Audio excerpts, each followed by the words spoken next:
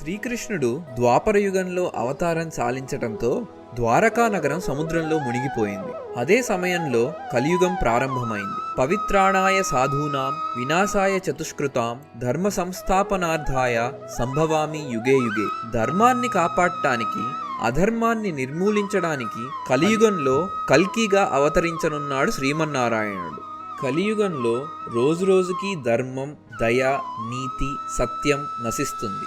ధనము, బలము ఉన్నవారే రాజులుగా చలామణి అవుతారు. కలియుగంలో ప్రజలు ఈ విధంగా అవినీతి పరులై పాపకర్ములై ఉన్నప్పుడు ఆ భగవంతుడు ధర్మాన్ని, సత్యాన్ని తిరిగి నిలబెట్టడానికి భూమి మీద అవతరిస్తాడు. అతడే కల్కి.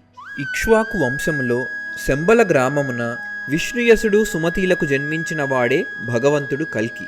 అతడు పద్మావతి అనే కన్యను వివాహమాడి భూమండలానికి అధిపతి అయి ఈ భూమండలము